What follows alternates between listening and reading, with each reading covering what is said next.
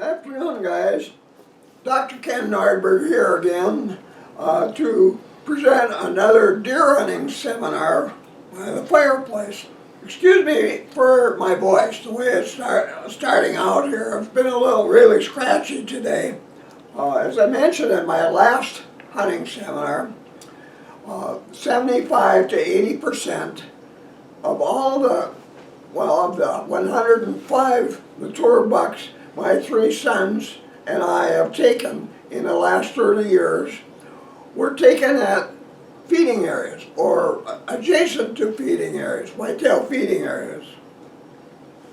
Now, after hearing that, you're probably thinking, wow, this really simplifies matter. From now on, to take big bucks, all I have to do is sit in a tree stand or ground level blind next to a feeding area, and I'll get more big bucks. But as we've learned in that 30 years, that isn't all you need to know, not by a long shot. One primary reason is bucks, big bucks, especially dominant breeding bucks, but younger bucks as well, change feeding areas often during hunting seasons. And not just because hunting season is in progress. There are a lot of other reasons. For example, usually early in our firearm hunting season in Minnesota, normally starts sometime between, in the first week of November, our whitetails are feeding on grasses, green grasses, and other kinds of leaves at that time. And magically, on 8th of November, don't ask me how it's possible, but a lot of things whitetails do fall on specific calendar dates. It's kind of amazing. But usually on the 8th of November, unless you get deep snow before then, whitetails will switch to browse, eating browse, woody stems of different plants. Where we hunt, their favorites, winter browse, is red bark dogwoods, or more properly called red osiers, and saplings of sugar maples. They're both red, bright red in color, red bark. And our whitetails love thin stems from those particular plants. Also mountain maples, which are not as common where we hunt, but those are really popular browse plants for our whitetails now. So usually, let's say we start hunting on the 4th of November, and on the 8th, we can be out there all day on the 7th and walk by, going to and from stand and walk by lots of red osiers that haven't been eaten by whitetails. And then on the 9th, or the 8th or 9th, you're walking out to a tree stand, and here's these same osiers, and there's ragged little white tips all over the plant. The whitetails started eating those plants, and now they're on browse. Well, if you're hunting in a feeding area where the primary food of those whitetails was graze, grasses, and other leaves, they might not be there at all the rest of the hunting season. And let's say here's another area that's primarily just a whole bunch of red osiers and sugar maple saplings. We've got places where we hunt that are like that. That's the place where they're going to be. So without even knowing, checking the area out, we know, well, tomorrow we got to start hunting browse areas, or last year's favorite browse areas. So that's one reason. The availability of food can make a difference. Hey guys, look at this one.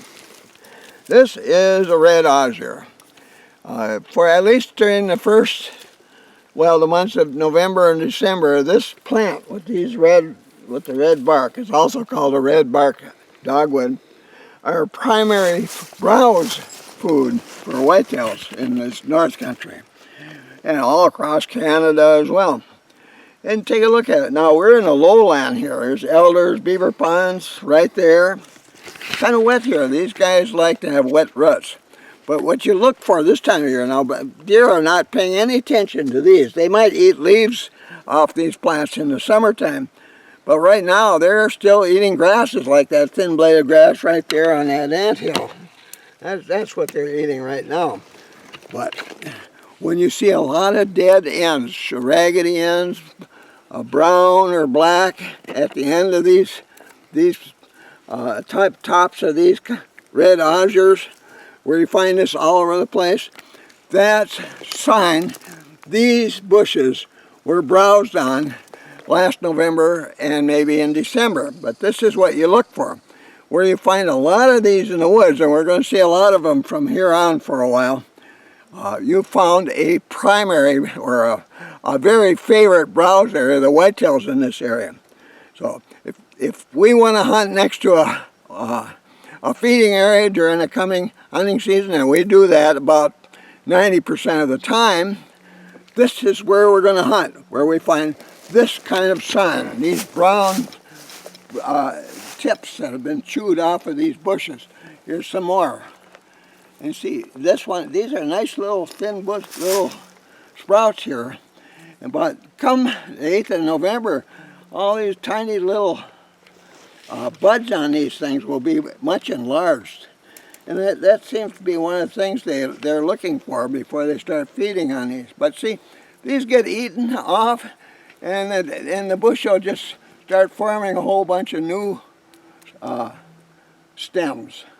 And it seems like this is such an ideal browse plant for whitetails because they can chew on them all they want, and these just keep coming back and creating even more stems for whitetails to eat during the following winter. So anyway, this is what we're looking for. Some years we have lots of acorns, like last year we had a bumper crop of acorns.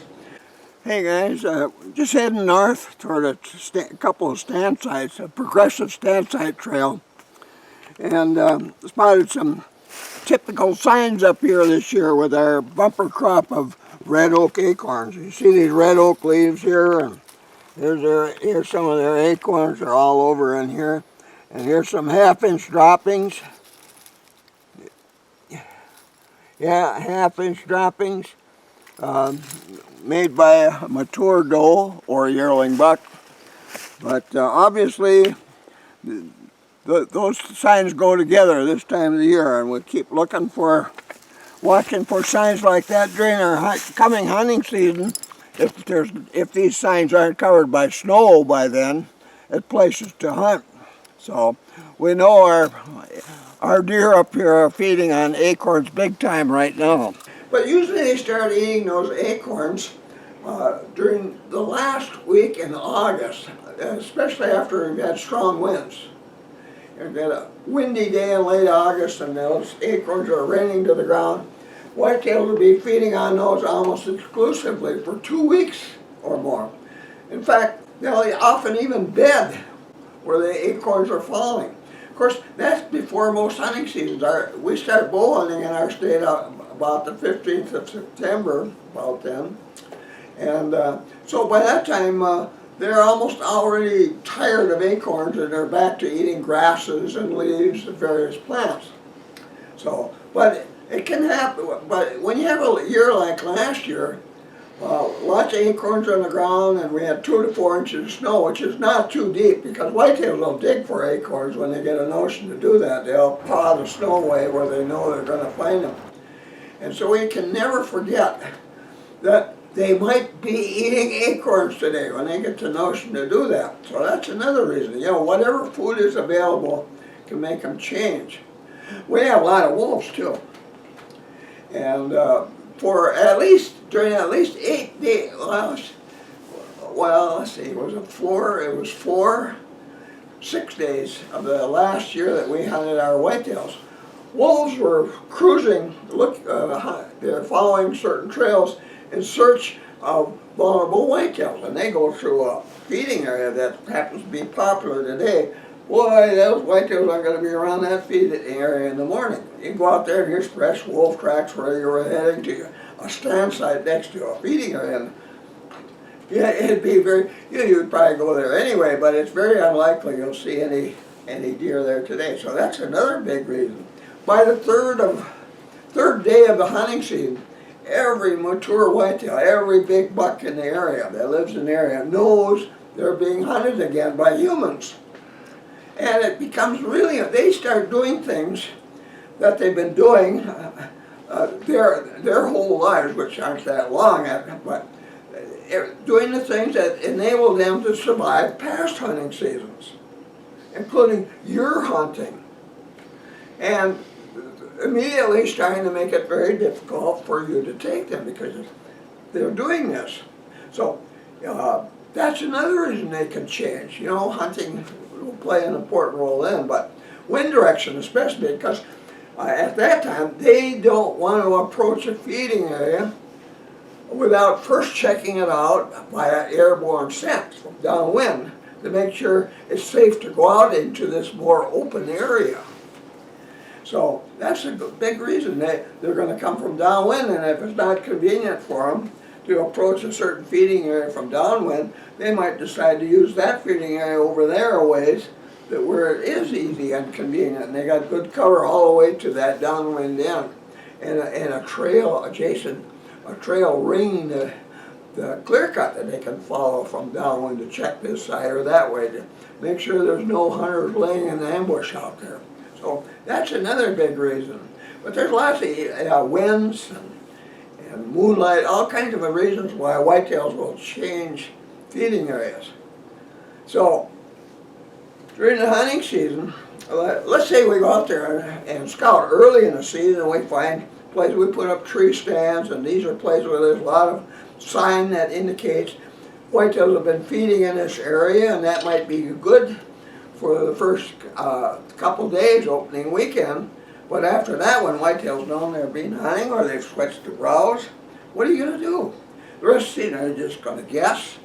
Well, we hate guessing, my sons and I. We want to know where those whitetails are feeding right now, where does and estrus. And speaking of that, does are in heat during the hunting season.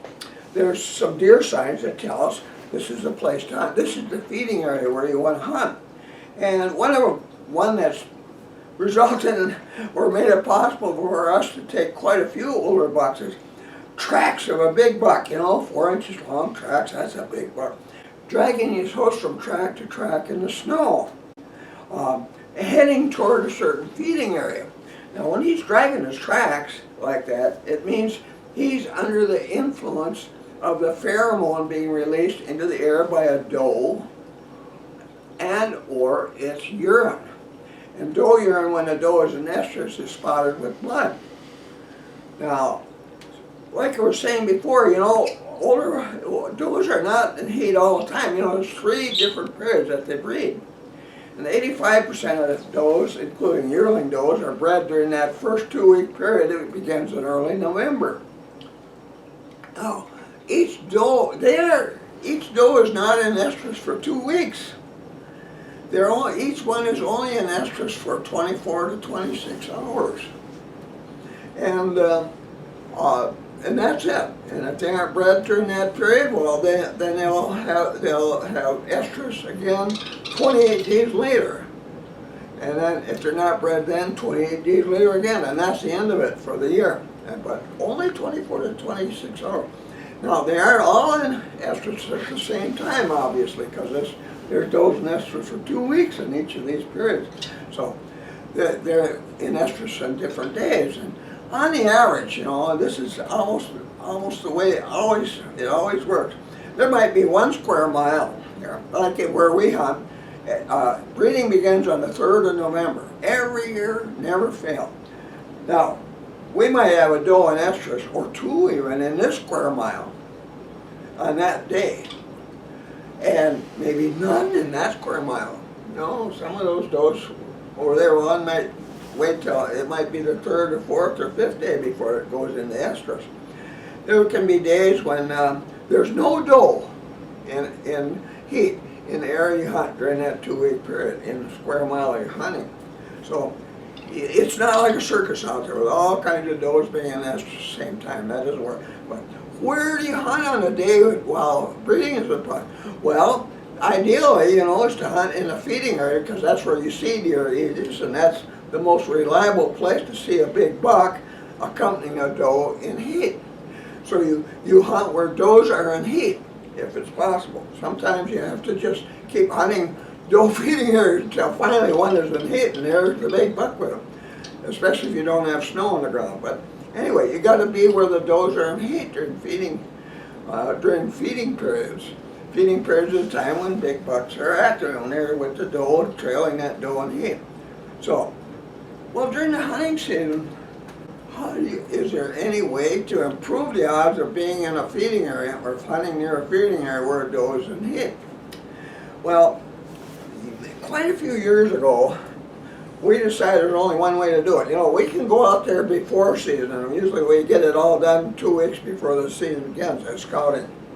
And I'll come back to that in a little bit. But usually our scouting before hunting season is for opening weekend stand sites only. And that amounts to two stand sites for each of us, and there's 4 of us. So that's like, well, we're out there finding 2 stand sites per day. So for opening week, that's 4 times 4. We're out there to find 16 stand sites that seem like this would be a good area to take a big buck that's accompanying a doe in heat while she's feeding in the morning, while feeding is in progress. So 16 stand sites for the 4 of us.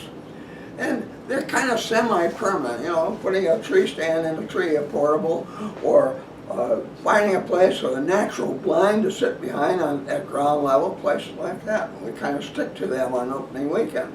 But after that, like I said before, all the deer in the area we hunt know they're being hunted by us, and they start doing the things that made it possible for them to avoid us during previous hunting seasons. They were really good at it, and they're going to be really good at it again. Well, if you go out there and just use those same stand sites that you used before the season, not only will you more likely end up in a feeding area where they aren't feeding anymore for one reason or another, but once the older bucks in the area that live in surrounding square miles find you there, usually without you realizing it, and that happens a lot, they're going to stay 100 yards away or more away from that stand site. So if you keep going back to the same stand site, your odds from that point on, after opening weekend, if you use one spot 2 days in a row, it's certain the big buck you're trying to get knows you're there, and he's supporting you already. So if you keep doing that, boy, are you wasting your time, at least when it comes to taking an older buck. So, like I've mentioned this before, our rule is to change stand sites every half day. And that way, it greatly improves our odds of having opportunities to take big bucks during the hunting season. But, and the reason is, every day, in order to be safe, and the bucks even know that. Oh man, some of them take all kinds of precautions to make sure they find us before they do much in their home range, because they know if they don't find us, it's going to be really hard to stay away from that person. It's unsafe out there. So they're looking for us, a lot of them. So they'll bed where they can watch our stand site, and when we leave and when we go, they'll be checking areas we've been in before from downwind, all kinds of things like that. But they want to know where we are. Really, this really happens. When they have to be looking for you every day, sooner or later, sometimes very sooner, and sometimes very later during a hunt, one will approach very near without realizing you're near. And when that happens, you get the buck, you see? But the only way that can happen regularly, year after year after year, is the ability to move to different stand sites beginning on day 3 every half day. Now, you don't have to move far. If you move 100 yards or so from each day, as long as you're near very fresh signs, tracks dropping, maybe ground scrape, whatever, made by a big buck, and every half day, and you keep moving to stand sites you haven't used before, you know, maybe 100, 200 yards apart, you know, depending on the size of the area. every time you make that kind of move, that buck's got to find you all over. It has no reason to know or believe you're in the spot where you're sitting each day when you make that, after you make that change. So that really, more than anything, well, there's other things, but that really helps to improve your odds of taking a really nice buck every year. And most of us, we'd like to do that. Well, my sons and I have been doing that for 30 years now, so I'm passing along these tips to you as we go here. Now, I've told you quite a few reasons why whitetails change feeding areas, why it's necessary to be moving a lot, because I hate wasting a day at a stand site where I can't be fairly certain I have a good chance of seeing a big buck during a half day of hunting. So you have to be able to do that. But there's other reasons, like in the area we hunt, there's at least 10 feeding areas in every square mile we hunt. You know, and they're just, all deer don't just use the same feeding areas all the time. Like, for example, some are just small. They're maybe 1 or 2 acres, and typically those smaller feeding areas are in or adjacent to buck bedding areas where the big bucks spend their time during the months of growing antlers. And they're kind of secluded, out of the way places, not many deer trails, if any, within 100 yards or so of water, reliable water. That's kind of important to remember when you're looking for something like that. So in an area like that, just one buck, one mature buck, that doesn't include yearling bucks. They're with their mothers during their yearling year, but that's just one buck in this one little feeding area. In doe home ranges, there's several feeding areas normally, and but in those feeding areas within a doe range, now each doe has, mature doe with young has its own range, and it can range in size from 90 to 200 acres or more. But most of them are around like 125 acres. That's the average size. And with that are several feeding areas that they can approach from different directions, wind directions, things like that. But there's several in there. And but within the doe range, usually the only deer you'll see at most feeding areas in a doe's range are just that mother doe with her young, yearlings and fawns. So there aren't many deer in there. The area could be fairly large, but it doesn't need to be large for a single doe family, a small herd. So anyway, but there's several of them around. They don't ever depend on one place to provide food day after day after day, normally, especially during hunting seasons. So there's several different sizes in there. In our area, several square miles we hunt, at least every 20 years, every area with sizable timber on it is logged. Now, our area is in national forest land, and in the last 30 years during that time, our national forest managers have made it a point to create clear cuts that are not just squares or rectangles, a big 40 here or maybe 160 acres over that way, a long rectangle that's cut down. It looks like a moonscape out there for a while. Today, since in the last 30 years, they've been creating irregular edges on these things. They might amount to 40 acres out there, or 20, or whatever, but it's not an obvious square, something like that. Our state people still are doing that, but not on federal lands. It's different now. Oh, they make wonderful clear cuts.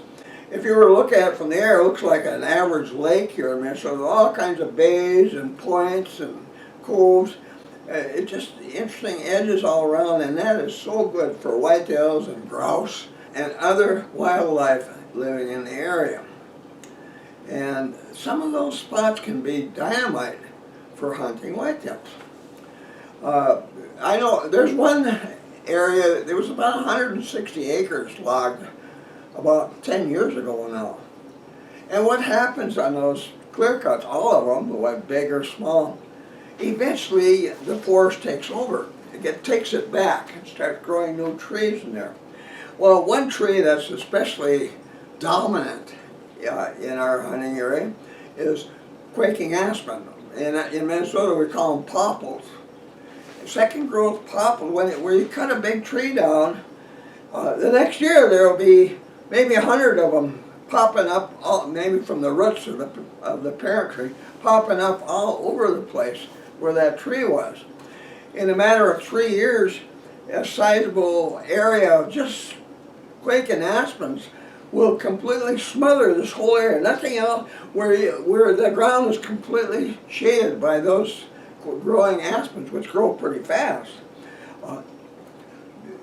Foods that whitetails like to eat are gone. They're smothered out.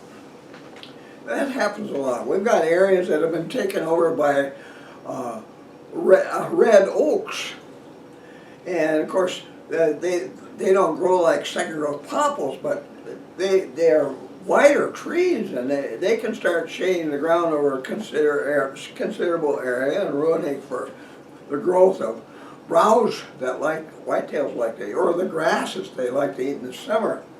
That eventually happens. So places that were good, or we've got some large feeding areas that used to be clear cuts. Now they're pretty much forest lands.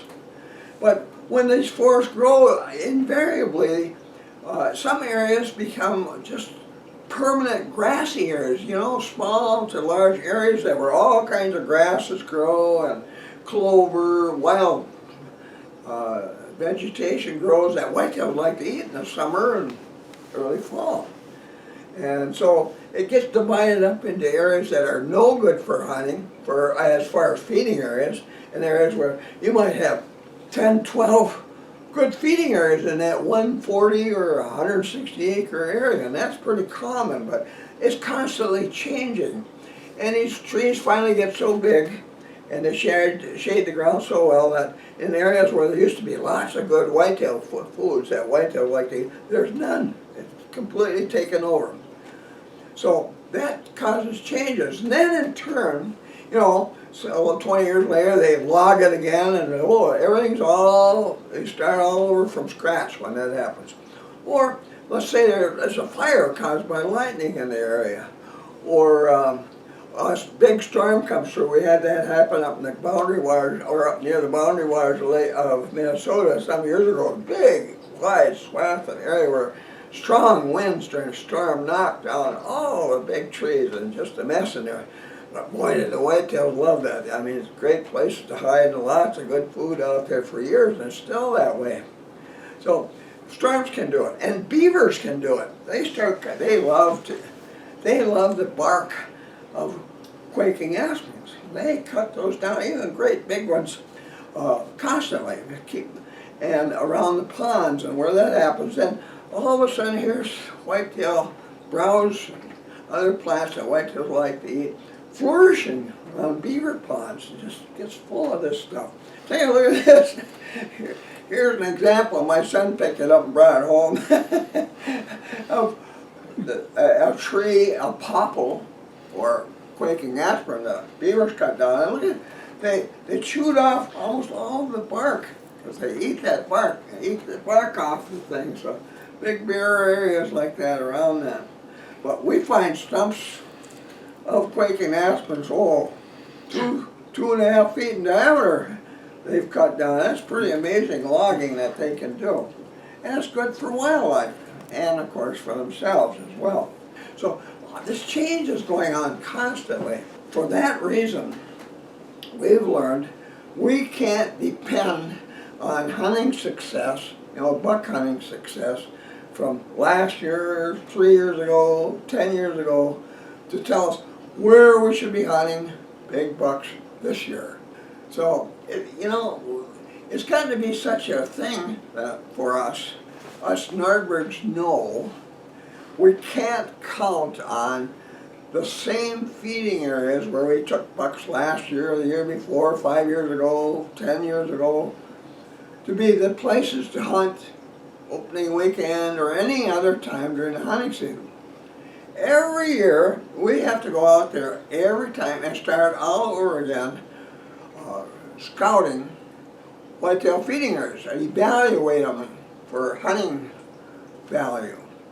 And some of them are hard to do. For example, browse areas.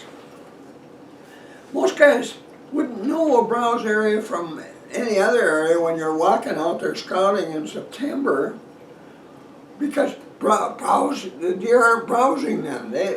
You may not find a single track where there are going to be all kinds of tracks in November after the 8th. All kinds of deer tracks and droppings all over the place, because whitetails have been feeding there. Now it's a browse area. But, you know, what we do, we've learned to do, and it's easy. I mean, but most hunters don't realize you can do this. When we're out there in September, we look for concentrations of favorite browse areas of our whitetails, like the red osiers and the sugar maple saplings, or suckers coming from stumps, where a lot of sugar maples have been cut down recently, the last few years, because they'll just bristle with these red, slender stems sticking on the stump. The whitetails love them. I've taken quite a few deer while they were feeding on those suckers coming out of the stumps. But anyway, so when you're out there in potential browse areas, maybe you didn't even know it was a browse area until you learned what to be looking for. If you're walking through there, all the browse plants are out there. They're all covered with leaves. But if you look a little carefully, like at a red osier, and you see lots of ragged brown stems. It's been dead at the end of the stem for quite a while, but it's ragged. You know, when whitetails bite off a piece of woody browse, a stem, they don't just go once. They don't have teeth like a barracuda. In fact, they don't have upper front teeth at all. Maybe you didn't realize that. Take a look in there next time you get one. But anyway, they chew them off. And so the ends where they chew them off, they'll chew on them, breaking off, and you know, you can hear that. You hear soft little snaps out there early in the morning. There's one, and there's another one. What is that? What's causing it? It's probably deer feeding on browse. But the ragged stems, like you see a lot of old ragged stems that are brown or even black on those kind of plants, or like in our case, sugar maple saplings as well. We know that area was a popular browse area for whitetail during the previous November and December, during the period that we had. So we know this is a spot. We'll mark it on a map. We'll remember it, boy, this is a place we got to be looking at come the next hunting season. We might not return, or we might in some areas, you know, it's so good looking, like I'll tell you about one of those in a little bit here, but we might decide, oh, we're going to have a tree stand here for opening weekend. And because we know they're going to be eating on this browse. I mean, like last year, we started hunting on the 8th, and we know that, or on the 9th, we know there's going to be deer feeding on browse at that point. So we'll put a tree stand up and pick out a set of deer trails to use as an approach trail through dense cover, and maybe from a couple of directions, so that no matter what the wind direction is, we can always approach from downwind or crosswind. Yeah, we do that kind of stuff all the time. This spot looks just too darn good. I know they're going to be out here feeding them. So we'll do that. Scouting the edge of a big old clear cut is still a good feeding area. It still has a lot of good food in it. Found some old sizable droppings made by a pretty big buck here, about 1.1 1.25 inches. Still looking for fresh signs. Found a nice spot, a well-used deer kill back of me here along the edge of this clear cut, which always forms in time around any feeding area. And so found a big boulder back there that looked like it'd be a good place for a natural blind, so I decided it didn't need any care. And from there I can see out into this clear cut in this area here. Any deer wandering through this area, I'll be able to see it real easy. Right here in the same place, we have plenty of browse, and like this plant right here, this is a sugar maple. It's gotten to be a little bigger, but the new growth is always red. And you look at these things, there's dead, jagged ends on the dead tips on this sugar maple all over the place. Here, and look at here, how many tips have been eaten off of that. Well, come November 8th, whitetails will be feeding on this same bush here along the edge of this clear cut. And there's lots of these here. You look all around, there's sugar maple, young sugar maples growing all over this old clear cut. It makes it a magnet for whitetails during feeding periods. You see those gray bark trees there? Right there in the program, those are all sugar maples. And the tips of the branches are red. Now, the whitetails will go after this size of a bush, which they can reach, but great food. So, lots of them here. Another reason for having a stand site back in there. You can't even see it. There's a nice boulder just the right size to sit behind. And on top of it is a young evergreen growing. Provide natural camouflage for my head while I'm sitting here. And between me here and that stand site is a really well-used deer trail. Like I say, that's real common around a whitetail feeding area. That's been there for a while. So whitetails travel those a lot. I know they were doing it last year. So anyway, this looks real good. But we want to look around a little more. I want to find some fresh signs of a large buck in the area. Okay, take a look at this. Really fresh, dropping, clumped, 5/8 inch, 2.5-year-old buck. About, I would say 50 yards from that blind I just set up. And a small antler rub recently made. It's still damp. It looks like a yearling buck antler rub. Okay, I mentioned that about a week ago we had snow up here. And that snow would probably trigger a flurry of making antler rubs and ground scrapes. And I've showed you a few antler rubs so far. Well, here's a really good ground scrape as well, right down here. Now it's a little dull on the surface, meaning that buck has not renewed this for maybe 48 hours, something like that.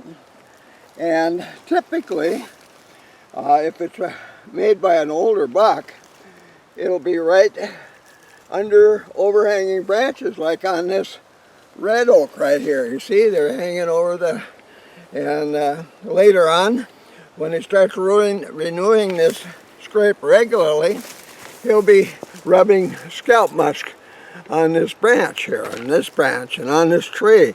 He might even bust up that tree a little bit. And close to this area, this old clear cut, and it's full of browse. There's hardly any grass here, thin-bladed grass. It's got a lot of wide-bladed grass. Whitetails don't like that. Ours don't. Normally in that browse area, you don't see a lot of deer signs this time of the year, but so far we've found deer signs made by a 2.5-year-old buck, really fresh, probably this morning. Those droppings here next to this scrape are made, probably within the last 48 hours as well. They're still shiny, so this is really looking good. Well, take a look at what we see right here. It's a deer bed, and you see how the leaves are flattened like that? We must have disturbed this deer very recently, like within the last minutes or so, 10 minutes, 15. But see how the leaves are flattened? Now you come back here in a couple hours, and those leaves will pop up again, and you won't be able to see the flattening like that. So we know it's really, really fresh. It's hard to know how long that bed is. You can identify a deer by the length of its bed. But right here next to it is some very fresh droppings. And those droppings are 3/4 of an inch long. I would say the deer that laid there and made those droppings is a 3.5-year-old buck. And that's the buck that made the antler rub that we just took a look at. It's just about 10 yards away from this spot. So how about that? Now a 3.5-year-old is a pretty decent buck. A buck worth hunting. This spot is looking better all the time. Well, this is the buck. He's a nice 8-pointer. So The rock that I was sitting at was just right over there. But other times, we won't know for sure until we scout while hunting. So we scout 2 times, 2 phases of scouting. Pre-season for opening weekend, and during the hunt for during the hunt. Because a lot of times we don't know where whitetails are feeding right now until we get out there and use certain trails to walk on. Now we don't just walk all over the woods at that time. Pre-season we'll walk all over the woods, but not during the hunting season. Well, to discover where whitetails are feeding on browse right now. Be sure, cruising during the hunting season is vital to regular buck hunting success. But it's got to be done properly. And I think probably there are 999 out of 1,000 whitetail hunters in America that know nothing about how to properly scout during the hunting season. And it's so important to regular hunting success. And I'll talk to you a little bit about that in a little bit here, but for everything you need to know how to hunt, how to scout properly during the hunting season, so you don't alarm all deer and make them abandon the range or become nocturnal, it's got to be done just perfectly. You can't do it any other way, or you're wasting your time. There are a lot of guys that insist it can't be done. And it can't be if you don't do it right. And if you don't know how to do it right, well, you're right in insisting it can't be done because you don't know how to do it. So, check my book out. My 10th edition Whitetails Hunter's Almanac has got everything you need to know about how to do that. You might check one of my older books, the 8th edition of Whitetail Hunter's Almanac. It's a small one there, 995 books. That'll tell you all about how to scout during the hunting season as well, but maybe not to the extent you'll find in the 10th, because we had a lot more experience when I wrote that one. But anyway, or you can check previous YouTube presentations, ones with the title about doing such things, so check back. But I can't tell you everything in one session like I'm trying to do right now. But anyway, that's vitally important to being able to hunt, to take big bucks every year. You've got to know where they're feeding right now today. And not only that, when you do find that, and it might, there might be tracks like big buck dragging his hoofs from track to track, heading in the direction of a feeding area, or maybe a doe bedding area. These are kind of places you need to know too. But that means that buck is under the influence of doe and estrus pheromone, and where's he going to be midday? He's going to be in that doe's bedding area with that doe that he's smelling. And where's he going to be in the morning or in the late afternoon when whitetails are feeding? He's going to be with that doe in the nearest feeding area. See? These are kind of things you have to know. So anyway, or if you find doe urine was spotted with blood and it's close to a bedding area, this goes in estrus now, midday. And during the day, that doe will breed several times. During that period, midday period, they won't be just laying there like they normally do. If they're just laying there all day, you're not going to see any deer there. They're well hidden and you won't see any movement at all. But when a doe's in heat, she'll accept breeding at least 4 times. And almost all her breeding is done in the bedding area. When she gets up and moves around, she's bred, and they move around. And now and then, too, one of these other bucks that the big dominant buck chased off before breeding began, he'll be sneaking back, and he smells the doe, and he'll be hanging in the outskirts, and that buck will chase him away. All kinds of activity can be happening there. Not the whole midday, but now and then during the midday. And we've taken bucks, and I've taken some good ones when stuff like that was going on. My son John as well. Now, anyway, those are things you need to know. Well, how are you going to know unless you scout during the hunting season? When you're just guessing, and the odds that you're going to guess right are not very good. They're darn poor, as a matter of fact. You're depending on luck, and luck is rarely productive. So, when you know, And you know, and like I said earlier, I hate hunting anywhere where I don't think I have a good chance of seeing a big buck during the next 3-4 hours. 4 hours, maybe 5. To me, I just can't stand being somewhere where I don't have reason to believe I'm going to see a big buck in that area sometime during that half day. So we got to know, and so you got to do it during the hunting season. Now you know all kinds of reasons why it's important to know where all those feeding areas are in your hunting area, and why it's important to scout before and during the during hunting season. So now I got you convinced of that. Now you're saying, oh boy, it's going to be easy to get big bucks now. You're just beginning. So anyway, we scout different ways during those 2 periods. Like before the season starts, we don't worry a damn about what happens out there. We barge through everything. Well, we go cross country, just follow trails or deer trails. We'll get off trail and go every which way, because most often when we do that's when we find buck bedding areas. We don't find buck bedding areas to hunt, except maybe on the last day or 2 of a hunting season, because they're hard to hunt without the buck finding you. And once he does, he's likely to lead that area for the rest of the hunting season, and sometimes forever. And that's terrible. And rather than chase that buck out of that area before we're done hunting, we'll deliberately stay away, because long as a big buck has got a safe place to bed, he's not going to abandon the area where all hunters are stand hunters. All hunters are stand hunters, they won't abandon them anyway, but we want our deer to stay there, so we don't take a chance to chase them out before the hunting season is over.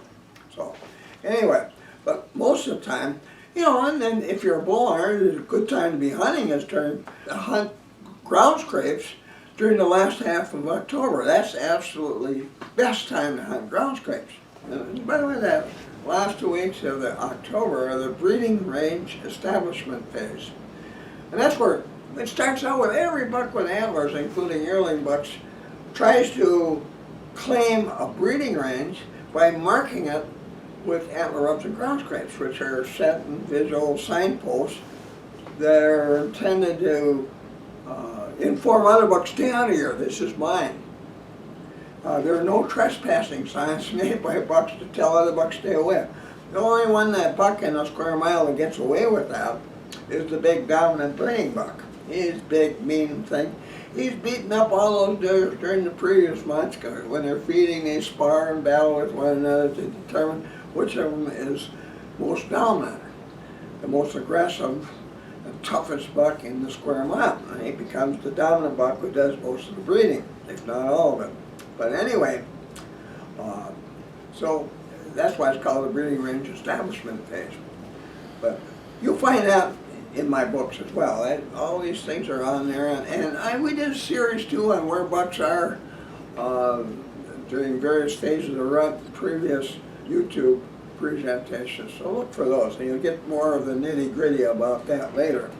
When we, like I say, pre-season, we just barge through everything, and we're gonna, we sometimes alarm bucks plenty. We have a big buck go snorting off, running away, and when a big buck does that, he's almost certain to abandon, he's in the process of abandoning his range. And they are so sensitive about that and careful. They're being extra cautious. A lot of them won't come back for 2 weeks. They'll stay out of there. I'm not going back there. They'll get back. They'll be back in time for breeding, that kind of thing. But they're really sensitive about that.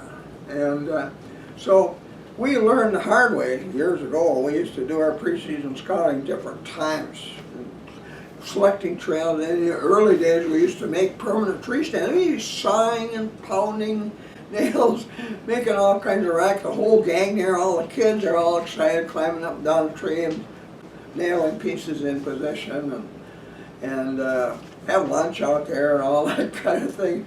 And amazingly, sometimes we get out there on opening day and here's a brand new ground scrape right next to a stand like that. Well, boy, that doesn't happen anymore, but it did then. But anyway, so we know we're going to alarm deer, and it can be serious when if those deer are big bucks. So we always finish our pre-season work, scouting and selecting and preparing stand sites. So the ones that are best are the kind that need no preparation, none at all. But nothing there to inform a buck this is a place to stay away from. But anyway, so we get done 2 weeks early. And when we do that, we've tried at different times, 4 weeks, 3 weeks, and 1 week, and that. But when we do that, those big bucks will be back in their home ranges or breeding ranges, the same thing, by opening weekend. And they'll be doing predictable things at predictable sites during predictable hours, making them predictable, which is what you want. You want to be able to be pretty certain that buck's going to be in that feeding area later today or tomorrow morning, or maybe on the way out there you'll find the signs in the morning you're going to go somewhere else. And here's these signs that tell you where this big buck went, and he was with a doe. There's the doe tracks and things like that. And they're going right up here to this part of this feeding on this, so you might change your mind out there in the morning, but they tell you where to go. And the next thing you got to be able to do is take advantage of that information, not days from now or 2 weeks from now. You got to do it right now, because you only got 24 hours before that buck is going to be with another doe, maybe a mile away. Then and then so if you're going to take big bucks with does and estrus, you got to do it now. Either back off, sit down right now. I'll say a feeding area where a doe and that was an estrus or an heat was being accompanied by a big one. Sit there right now. No messing around. It doesn't matter where you were going to go. You got to be there right now. And so, or let's say you're going back to camp for lunch and you find tracks that tell you, oh, big buck went over this way and he's heading toward that feeding area over there. When we go back to camp for lunch, usually when we get back there, well, we get out our maps, aerial maps of the area, and we've got all our trails on there and previous stand sites, things like that.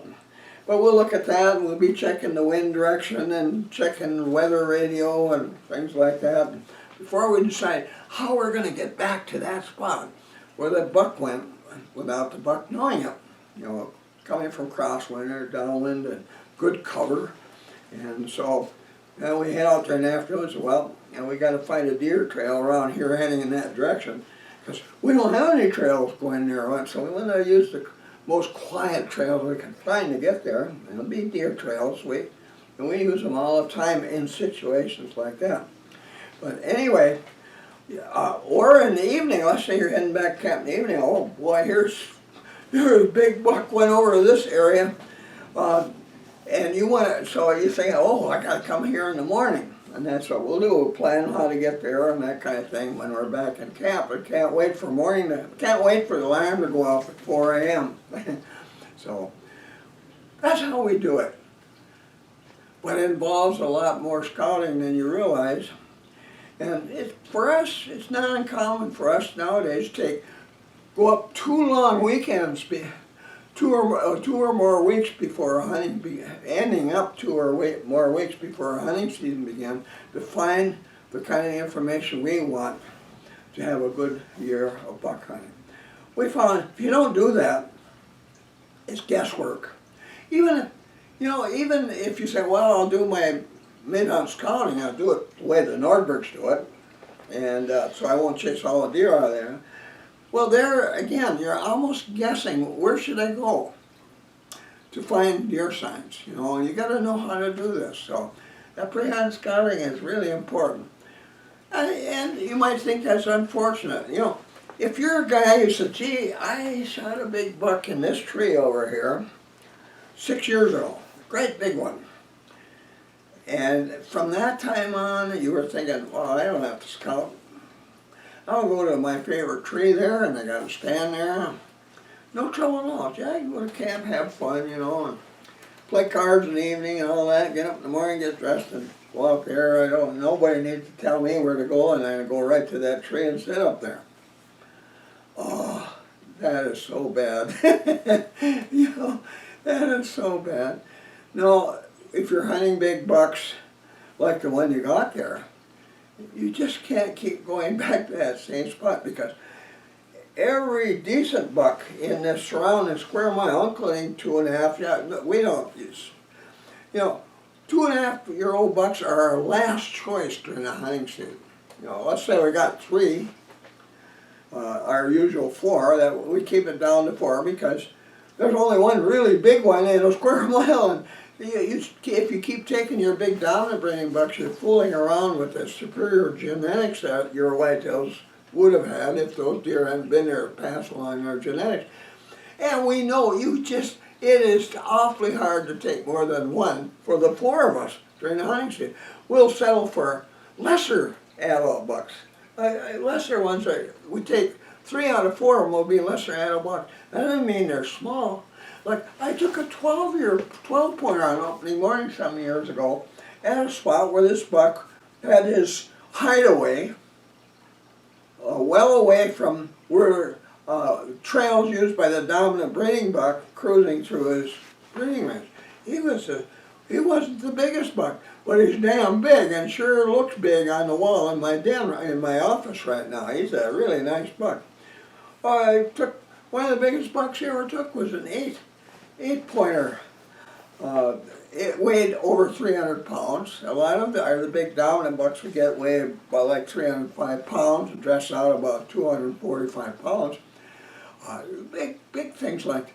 They aren't necessarily the dominant breeding buck there. So even if you can't get 4 dominant breeding bucks a season, which would be not good, and that's why we limit to 4 bucks a year. We don't want to overhunt our big bucks. The ones you do settle for are darn good bucks. You know, you got one that's got antlers that measure 150 inches or more. That's a really nice buck, and almost all hunters will walk in the room and look, boy, that's a nice buck. What else isn't that enough? I mean, you don't have to have your name in a record book to be a happy hunter. All you have to do is be able to outfox bucks like that every year, or almost every year. So, and like I said before, if you do it in your area, you probably could do it better than I can, because you have a lot more deer, and maybe your bucks have better genetics for larger antlers as well, like down south central Texas or a place like that. So now you know, we scout a lot before hunting season. And it's fun to be out there, and my boys even take a grouse now and then while doing that, and you think that wouldn't be so good, but it doesn't seem to affect the deer as long as it's done 2 or more weeks before the season begins. So we scout a lot before that, and knowing that that's best only for the first 2 days of hunting season. After that, it's this cat and mouse game between us and older bucks who know us really well and know how to avoid us. So we have to keep them off balance by changing stance to new spots we've never used before. Most of them, they've never found us there. So this is new spots, and that greatly improves the probability that you're going to see big bucks up close, sooner or later, like I say, and you're going to get them. If you don't see them, you're not going to get them. And if you're hunting in a way where you just rarely see one, well, that's not going to happen. You say, well, I don't want to spend all that time doing it. And most of the guys I hunt with, we just want to make drives all the time. Well, I was in a group that just made drives all the time, dark to dark. We got a lot of deer. No really big bucks though. Or we had one in 15 years, one big one.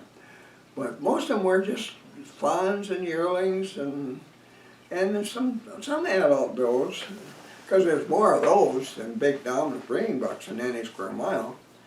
So we would get those, and a lot of times, there was 12 of us, and we were good at it. Now, there were many years where in 2 days we had 11, 12 deer hung in a tree by my Uncle Jack's house.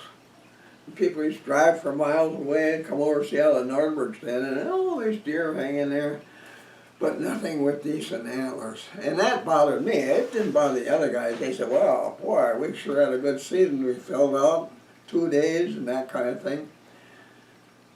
That's not what I wanted. I was a foolish young kid. I was 10 years old when I started. Oh, I want just big bucks, you know. You see all these pictures and outdoor magazines, everybody's got a big buck and big poles all sagging down, all these big bucks on there, and these guys in front smiling and happy. I mean, why don't we do that? So I spent the rest of my life trying to figure out how, not like a big, we can have big poles hanging with, but we've had 4 on a pole. It makes a pole sag pretty well. We had 4 up there last year on a pole like that. And sure, that makes us happy. That's exciting because it's rare. And we're not trying to lord it over everybody, but we love that kind of hunting. And once you're addicted to it, you just won't accept anything else. And you're not hurting the deer population because most of the bucks you take don't even contribute to breeding. They just are there. They don't help improve numbers. Nothing like it, but they're darn hard to hunt just the same. That's nice hunting. So, when we're out there scouting, we aren't looking for deer. Most time when you see deer scouting, while you're scouting, they're running away. Their tails out. And the only thing you learn about deer that run away is that they run away. It doesn't tell you where to hunt them. You say, oh, this is a good place to hunt them, but this is a place they're going to be, they're going to stay away from this place for a while. They're going to be really cautious when they come to a place where they have to raise their tails. They're going to be really watchful for hunters and listening to sounds and smelling the air. No, that's the only thing you learn from that. We look for tracks and fresh tracks and droppings mostly. And where we find a lot of them, you know, if you have a large feeding area, say it was a clear cut or farm field, where there's tracks and droppings all over, or a cornfield, it means that there's probably, well, it's almost certain more than one doe family is feeding there because they might have adjoining home ranges around this larger area, so there's more than one of them in there. And that's kind of good because when you hunt there, the odds that one of those does is going to be in heat during the time you're there are much better than if there's only one doe feeding in there with its young. So that's better.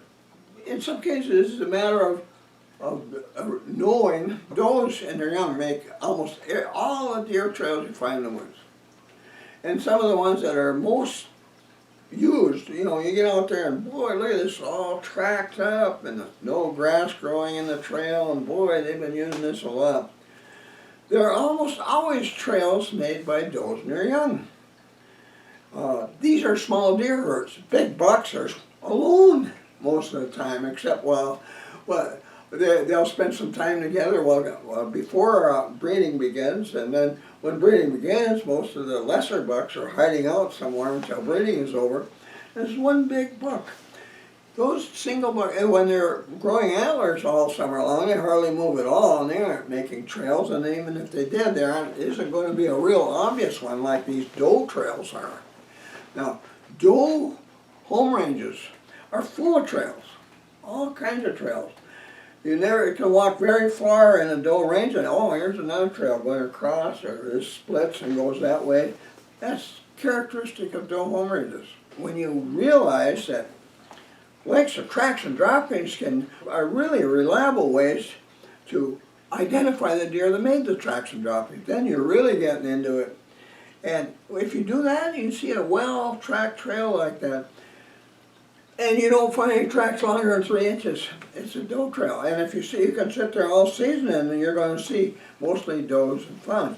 Maybe during that one day that doe's nest, but you know, because they change feeding areas so often, and after leaves are fallen or whatever, or hunting has begun, they don't use that trail anymore. Your odds of seeing a deer there, much less a big buck, are going to be so low, it's really bad. The only place in that whole area where your odds are the very best for seeing a big buck, except when they're making and maintaining ground scrapes during the 2 weeks before breeding begins, the only place you can count on deer being every day, because they got to eat, is in feeding areas. And that's always the best place to see a big buck, because they just stick to cover so much and often even travel off trail about 50% of the time during the hunting season, up to them. Smart thing to do.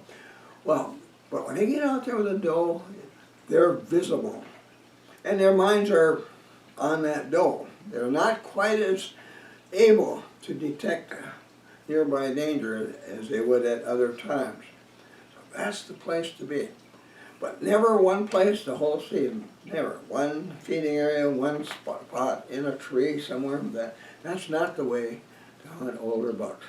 So keep that in mind. So with that, we'll quit for the day. But before you go, be sure to poke that red button down there. And equally important is you got to like what you're reading. So hit that thumbs up button as well, would you please? I really would appreciate it. Because I love doing this, and I know you really learned something good here. You know, like you've never heard of before anywhere else in the world, or read before. So, okay? And remember too, that book has it all. You got a long way to go before the next deer season, but are you going to remember everything I just told you? Huh? If you need a reference, that book is the reference for all of us. Now you can take it to deer camp. You know, you can't necessarily take these YouTube presentations to deer camp. So keep that in mind. Well, with that, thanks a lot for coming back to see me, and I'm looking forward to seeing you again soon, and giving you another chapter on hunting whitetail feeding areas. Thanks again, guys. Be sure to visit my website. Here's the link.